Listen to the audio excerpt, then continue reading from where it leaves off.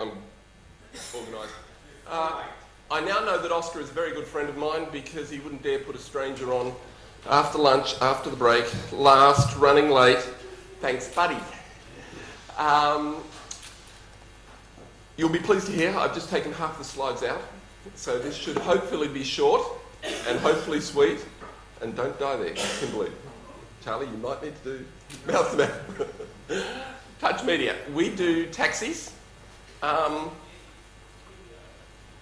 We are China's largest, we're the world's largest, whether you look at it by number of screens, number of markets, sales. In fact, we're bigger than, I think, 2, 3, 4 and 5 combined. We're unique in that we both produce the hardware and software and the technology, and we also do the operations and the media sales. A few numbers. We have about 50,000 screens installed. We reach about 71 million people. Somebody was asking Near, and I noticed he dodged the question as to how much they had invested. We're happy to say we've invested about $60 million in it, which, as we told our investors initially, it would take 5. It was very generous of them to find the other 55. They've been terrific, and they've been quite fortunate. They have quite deep pockets. We have UMC out of Taiwan, we have LG out of Korea, Chi-Ming, which is Microsoft, Mustang, which is Yahoo. So it's been fortunate we've had some very deep pockets. Essentially, we've been operating for about 7 years. 2007 was when we launched in Shanghai. We're currently in 6 cities in China: Shanghai, Beijing, Guangzhou, Shenzhen, Qingdao, Hangzhou, Hong Kong, Canada, the Middle East. We've got Chile, Australia in the pipeline, and we're coming to several other markets represented by people in this room in the near future. The unit is this. There's one piece of hardware missing. It's called a taxi. We left that outside. It was just easier. You can understand. They're not as portable. Rather than showing you on there, let me show you on here.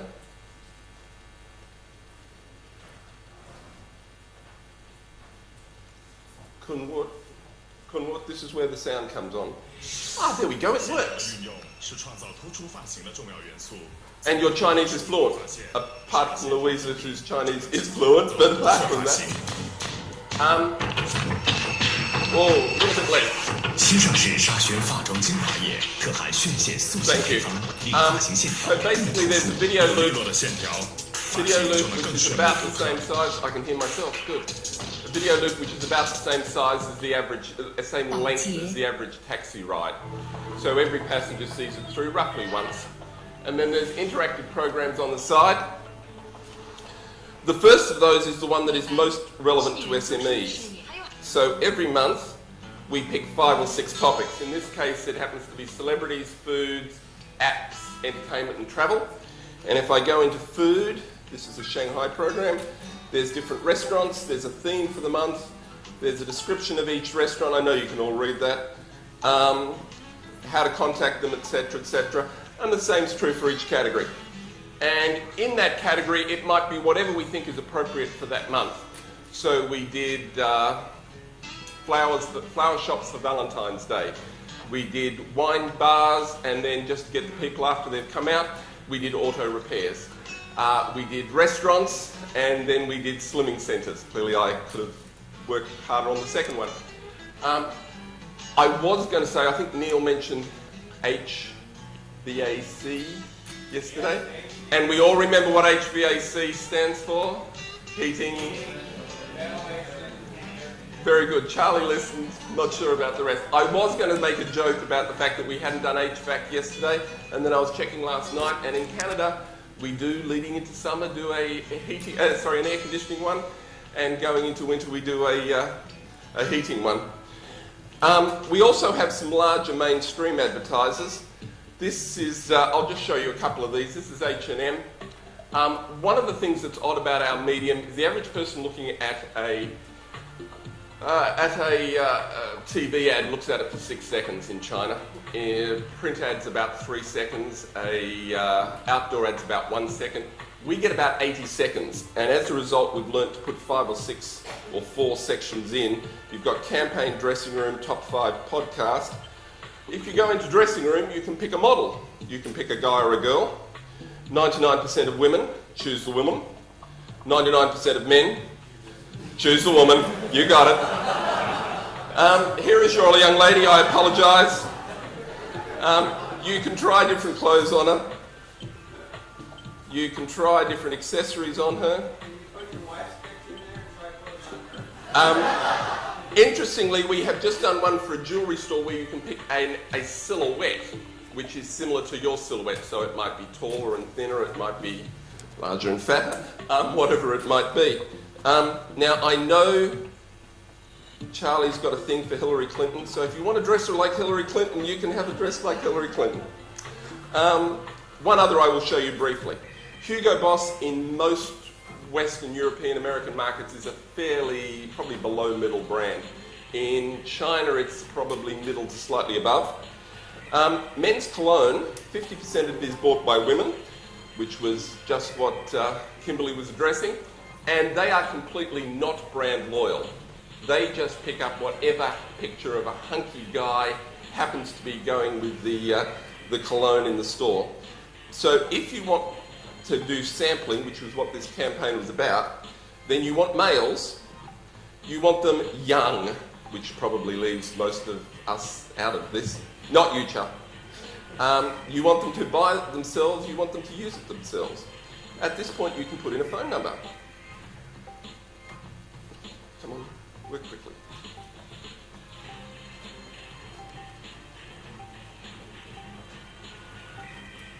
And if I put in the right number of digits, it says I have successfully sent it. To give you some idea, in the last 4 years, we do a lot of phone number collection for clients. Promotions, coupons, all sorts of things like that. In the last 4 years, we've collected 16 million unique phone numbers. And if you put your phone number in for that program, we can track every other program that you've looked at in the course of the trip and tie it back to that. I won't go through all the rest of it, but let me get back to the main presentation if I can. Bingo. And Lynn had so little faith in my ability to do that. 60% of advertising dollars in China and in Asia chase 20% of the market. It's not an 80-20 rule, it's a 60-20 rule. That market is adult, affluent, urban, and white collar. In taxis, the market is adult. When did you last see a 6-year-old go, taxi? Did you like the voice? Affluent, they have to have more money because a taxi ride is more expensive. Urban, taxis are in the cities, and white-collar business people use taxis as a preponderance. So in Shanghai, that group is 28% of the population, 83% of the people in taxis. It's a very focused audience. Ignore the dragons, the dinosaurs on the left, I'll be quick. Diesel, we all know the Italian fashion brand. They have a store on Nanjing Silu, which is one of the main shopping areas in Shanghai. And it was selling 18 pairs of jeans per week, and that does not pay the rent in Shanghai. So they did a one-day promotion where you could buy a pair of designer jeans for 399 renminbi, which is about $65 US. And their target was to sell 200 pairs of jeans. That photo was taken at 10 o'clock in the morning as the marketing head arrived to help open the store. There were 3,000 people in a queue. They hand wrote a sign which basically said in Chinese, you can say your size and pay your money, but you can't try them on. And they sold every pair of jeans they had in the store in 30 minutes, at which point they called the police because there was a riot. It was a good riot. I've seen the video. We can basically track everything that you do in that taxi. Number of trips, number of passengers, plays, icons is what we call the interactive programs, where we picked you up, where we dropped you off. So if you pick someone up at 7:30 in the morning, drop them at 8:30 in the morning, you probably know where they live and where they work, or depending upon their occupation, vice versa, they might be on night shift. Response rates, phone numbers, emails, as I've mentioned. I'll give you an example. This is one that I've just pulled up a little while ago, And it's one person over a 6-month period putting in their phone number for different programs. And we might only get them one trip in 20 that they might put in a phone number. But they're making 30 to 40 trips per month. That's 2 trips a day on a working day. And over 6 months, we'll get them a lot of times. About 19 times, I would say, judging by BlackBerry. This person enters the BlackBerry promotion every time they get into the taxi. Guerlain, Givenchy, Kipling, Maybelline, Neutrogena, Rebecca, Sephora, Swarovski, Shoyamura, it's a woman. She hasn't looked at Disney, she hasn't looked at Lego. The mothers always look at Disney and Lego, she doesn't have children. Men never look at women's icons, usually. Women, the lingerie one does do quite well with men, but apart from that. Women, however, about 15% of their time look at men's icons. They're looking for presents for their boyfriend or their husband. She doesn't. She probably doesn't have a boyfriend or husband at the moment. We know she lives in Shanghai, and we know where she lives, and we know where she works. She's white collar, look at the BlackBerry. She's fairly affluent, but she looks at Swarovski. She doesn't look at the diamond jewelry. Lives in Shanghai. She goes in the first week of each month for 1 day to Guangzhou, because we pick her up in Guangzhou. She goes in the second week of each month for the whole week to Beijing. In Beijing, we know where she stays and where she works. In Guangzhou, we know where she works, but we can't work out where she stays because she changes hotels every time we pick her up. I can't work out why she does this. It's beyond me. It's driving me nuts. I want to ring her up and say, why are you doing this? So we can work out quite a lot about our customers. To give you one not so funny example from our point of view, a little company called Groupon. You may have heard of them. In our part of the world, Groupon is not Groupon. It's Gaopeng.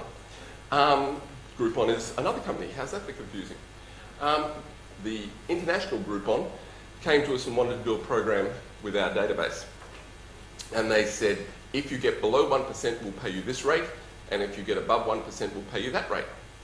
And we said, right, does that increase as the percentages go up? And they said, sure, if you want it to, but it won't. We do these all over the world. You'll get either just below 1%, and we'll never use you again. Or you'll get up just over 1%, and we'll use you again. So my clever little database guys pulled out a list of 110,000 people who, according to our data, had looked at least 3 roughly similar programs on our screen in the last 90 days. We got a 21.9% response rate. At which point, Groupon said they couldn't afford to pay us. At which point we said, we can't afford to give you the data then. That was 12 months ago. We are still trying to resolve that without going to court. Basically, the way we do the system is it's almost a turnkey operation. We provide content, distribution systems, monitoring systems, messaging, analytics. And one of the things that drives everything we do, and I've heard this from several of the tech companies, and I think it is so true, we started before iPads and smartphones and whatever came along. We had to develop our own technology. They have really helped response rates and people's understanding of interactive programs, but it's constantly raising the expectation. So we bring out new software about every 6 weeks. We bring out completely new hardware about every 18 months. So that's some of the different things that we're working on at the moment, and I won't get bogged down in it. This is one of the most interesting. 40% of programs on our screen currently with the advertisers, there is some way of communicating between the screen and the unit. The mobile phone and our unit. Usually that's by inputting a phone number or reading a QR code or something like that. About 2-3 years ago, we looked at Bluetooth technology, which is really easy to have the screen talk to the mobile phone. I can see a couple of people nodding, but nobody walks around with Bluetooth turned on. We looked at NFC. Really easy, but nobody walks around with NFC turned on. We looked at Wi-Fi. Really easy. Oh, in our part of the world, everybody walks around with their Wi-Fi turned on all the time.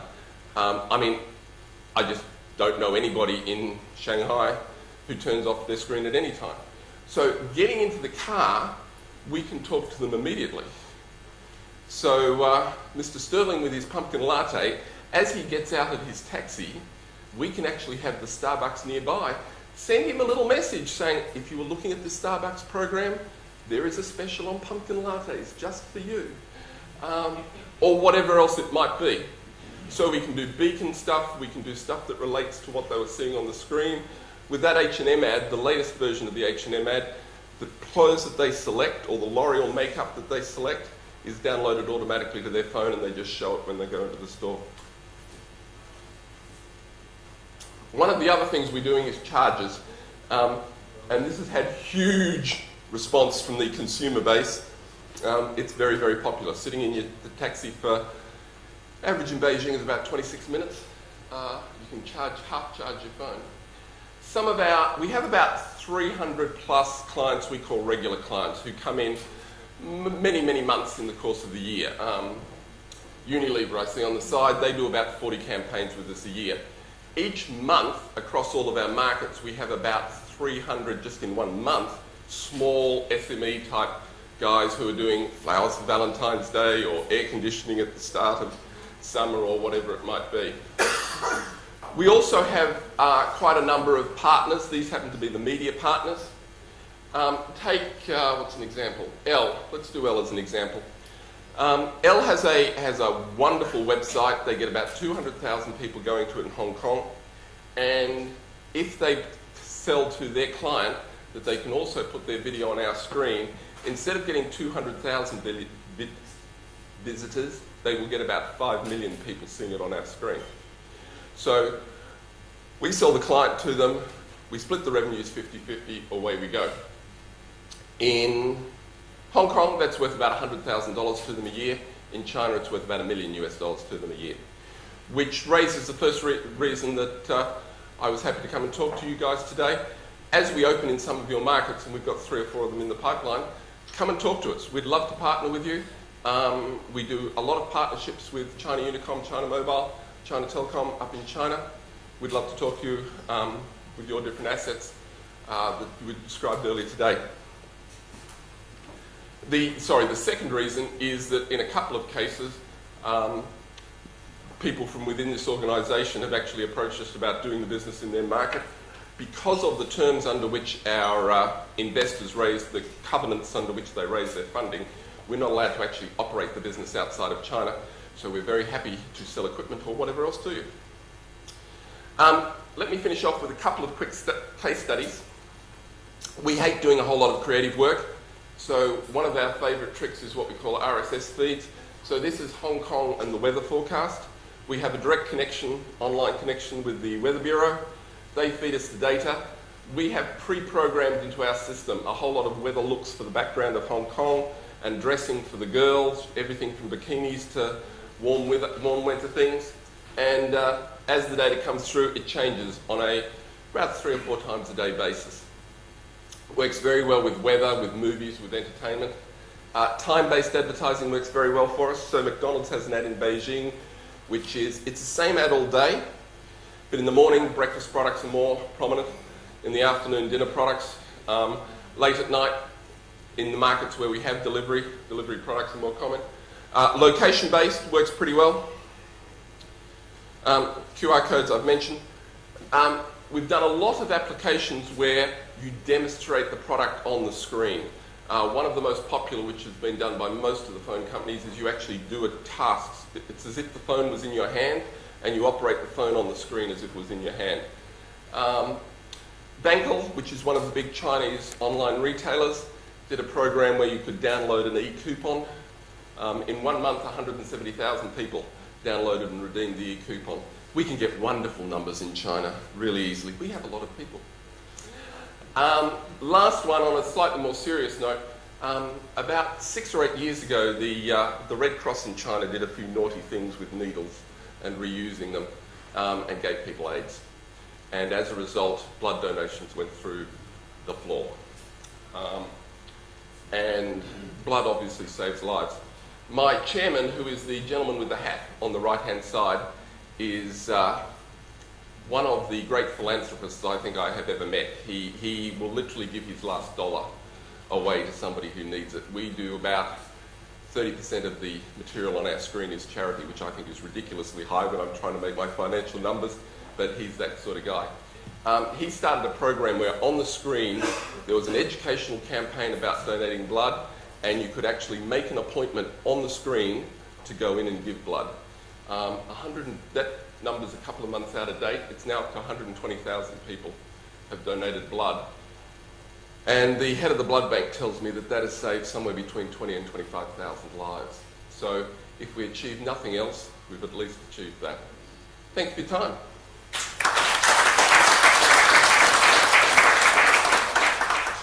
If there are any questions, yeah, I have a question. Sort of, what are the economics of this? From how big can it be? I mean, you must be quite ambitious. I've seen these in taxis in New York City. How big a business? Three parts to that question, which I'll break down very quickly. The New York model is very different to ours. They took the conventional media approach of you have to have entertaining content and interrupt it with a few little ads. Yeah, they use NBC. News, weather, other things like that. As a result, 7% of the time people are looking at advertising, and 93% of the time they're looking at news, weather, and something else. We're a nasty group of people. We worked out that when it's pouring with rain or it's 40 degrees centigrade outside, you're not getting out of the taxi. We have you. Yeah, you're captive. Yeah. So we have at about 75% advertising and about 25% content, and as a result, we make about 40 times the revenue that they do. So a very different model. The building the system is expensive. So to get up enough taxis, it's probably looking at $1 to $2 million US at least. But once it's built, there's Shanghai, for example, the cost of renting the space in the taxis is about $150 per taxi per year. The telco is per year. The telco is about $50. Canada, by the way, which is probably closer to the US, it's about $400, $500 to rent the taxi space. Telco is about $50. In Canada, it's free because Rogers pays them to have advertising. And the depreciation on the unit is about $80. So let's say in Shanghai it's about $280. That's 90% literally of the cost. Yeah. The average revenue per unit in Shanghai, which is our most established market, is about $1,100. So once you've built it, it's cash cow. Yeah. Our problem is we can't go much past China. And there's 140 cities in China with more than 1 million people, but 75% of the advertising revenue is in 4. So we're quite limited with how quickly we can expand. So you said you were opening up new markets, though. Yep. So you can get out of China. We're allowed to sell the equipment. We're allowed to give you advice, consulting. And then you get to do a rev share or something? No, I'm not even allowed to do that. So all we're allowed to do is sort of sell you the equipment and hope work as hard as we can to make you as successful as you can, so you'll buy more, have more taxis. No. Do you have a question? Simple answer. Yeah, actually, now, I'm the Louisa, user you of use that. it. Yeah. So I've been using it for many years since the first time I see this. I thought it's, how can I say, it's kind of a brand new experience to me, because if you're sitting in a taxi, you cannot focus only on our smartphone, but then you can just take a break and look at that screen in front of you. And I see the quality of those advertisers are really good. Most of them are international brands. So, and also I see a lot of charity things and for your brand exposure as well. But the only question is about the technology, because I'm very used to familiar with the smart screen, the multi-touch technology. But on your screen, when I try to do some interaction, sometimes if I touch it, it doesn't responsive to me. So I'm just wondering, because you have been running in Shanghai for many years, but I mean the first generation, I think it's becoming really old. I mean the screen, the technology or something. So I just want to know how you want to improve the technology and just to bring more better user experience for us. I so agree with you, and I'm stealing a copy of this video to show my chairman later. Okay, good. The problem we have in Shanghai is it was our first market, so we've got our 2nd, 5th and 7th generation units all working in the same market at the same time. If you run into the 5th or the 7th generation unit, they're pretty good. The 2nd generation unit is now 8 years old. It's pretty awful. You'll be pleased to hear we're taking all the units out of Shanghai starting, what's today, October 31st. Tomorrow! We start taking all that tomorrow. We're spending about $5 million US. We have 26,000 taxis in Shanghai. To take them all out, changing them all over the next 4 or 5 months. So hopefully your experience is truly wonderful by about March. Can you cause traffic delays so that you get more screen time? On the contrary, we don't, thank you sir, we don't need to. We're actually the other way around.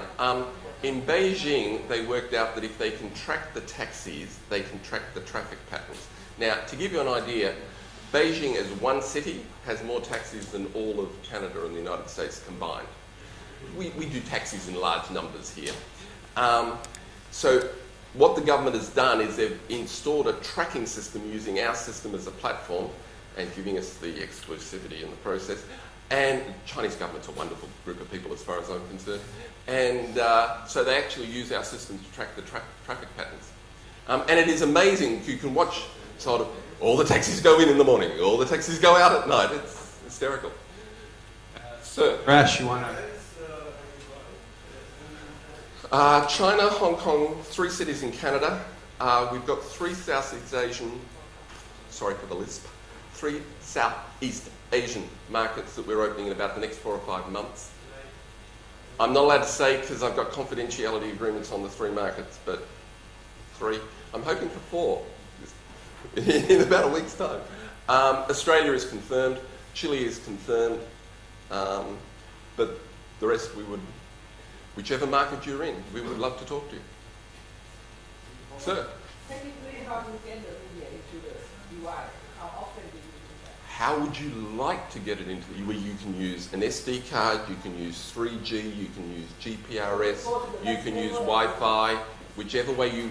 So we pick it by market. Each market is different. If you can do GPRS, that's usually the cheapest, so we do GPRS. In Taiwan, I think somebody mentioned they were from Taiwan. I noticed that they're just pulling out the GPRS system. We're talking to somebody in Taiwan, so we'll do it with 3G. In Australia, they want to do 3G and soon 4G. In some markets, Middle East, they come back to their taxi station every night. We can do it by Wi-Fi and pay nothing to the telco. So we'll do it any way you like. Sir? Do you open that on the airplane and watch that and get lots of pictures? No, I did have an interesting experience where I got played football with recently. Got caught in the herd of people trying to get off the airplane. And I found it about 10 feet past where I thought I'd left it, but it still worked. I'm delighted to say. I was quite nervous at lunchtime when I turned it on. It is fairly durable. It's got a 1/4-inch steel behind the screen. It is amazing. I've seen the units that we've taken out after they've been operating for 6 or 7 years. First of all, in Shanghai's lovely clean air, there is about 1 inch thick of grime and soot collected in the bottom of it. I don't know how the electronics survive. And even with that 1/4-inch of steel, the screen, after a few 100,000 people have gone, starts to bow. But it is quite strong.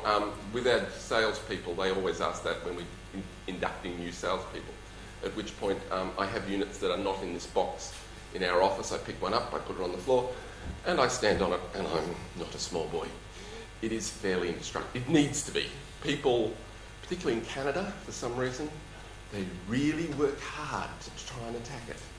They get at it. Their fingers are so numb from the chill. The fingers I would buy. It's the keys and the coins and there was one I saw recently. I think they had a chisel and a hammer in the taxi. It's like, what are you doing? Any other questions? Ladies and gentlemen, thanks for your time. I know you want to get moving.